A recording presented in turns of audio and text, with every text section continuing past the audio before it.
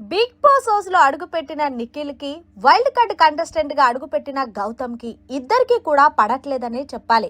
ఎక్కువగా నిఖిల్ కన్నా గౌతమే కావాలని టార్గెట్ చేస్తున్నాడని క్లియర్ గా తెలుస్తుంది.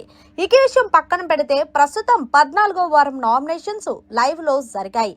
ఇందులో ఎప్పట్లాగే గౌతమ్ నిఖిల్ ని నామినేషన్ చేసి ఒకనొక టైంలో నువ్వు యష్మిని వాడుకున్నావు, నువ్వు వాడుకోలేదా చెప్పు అంటూ ఒక స్టేట్మెంట్ పాస్ చేశాడు. దీంతో నిఖిల్ కి చాలా కోపం వచ్చి నిఖిల్ కూడా అసలు ఊరుకోలేదు. వీళ్ళిద్దరు నామినేషన్ అయిపోయిన తర్వాత లైవ్ లో కొంచెం బ్రేక్ వచ్చింది.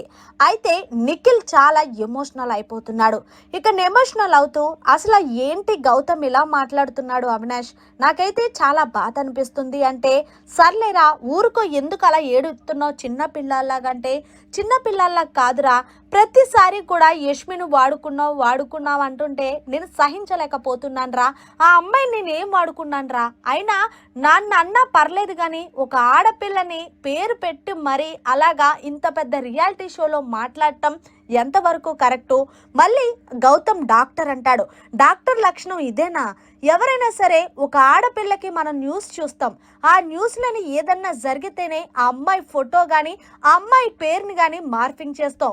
అలాంటిది ఈ అబ్బాయి బిగ్ బాస్ హౌస్లో తన ఆట కోసం ఒక అమ్మాయి మీద ఎలాంటి స్టేట్మెంట్లు పాస్ చేస్తాడంటూ మంచి లాజికల్ పాయింట్ మాట్లాడాలి నిఖిల్ అవినాష్తో. దీంతో అవినాష్, నువ్వు ఆలోచించినంతగా గౌతమ్ ఆలోచించట్లేదురా, ఎందుకంటే తన గేమ్ చూసి వచ్చాడు కాబట్టి విన్నర్ అవ్వాలనే లక్ష్యంతో ఎలాగో నువ్వు విన్నర్ అవుతావు కదా, పెట్టుకుంటే నీతోనే పెట్టుకోవాలని కావాలని ట్రిగ్గర్ అయ్యి టార్గెట్ చేస్తున్నాడు, అది నువ్వు తెలుసుకో మిత్రమా అంటూ అవినాష్ మాట్లాడాడు. అయితే నిఖిల్ అంటున్నాడు, నన్ను టార్గెట్ చేస్తే పర్వాలేదురా, కానీ ఒక ఆడపిల్లని ఇంత పెద్ద రియాలిటీ షోలో పేరు తీసి మాట్లాడటం కరెక్ట్ కాదు, నేను వీకెండ్ వచ్చిన నాగార్జున గారికి చెప్తానంటూ నిఖిల్ తన బాధను వ్యక్తపరుస్తున్నాడు.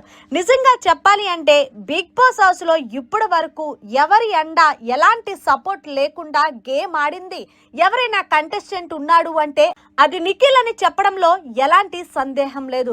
కనీసం హౌస్ మేట్స్ సపోర్ట్ కూడా ఎప్పుడు లేక 4 సార్లు కూడా మెగా చీఫ్ నుంచి వెనుతిరిగిన సంగతి తెలిసిందే. ఏదేమైనా సరే గౌతమ్ ఇలాంటి స్టేట్మెంట్ పాస్ చేయడం ఎంతవరకు కరెక్ట్ అంటారు?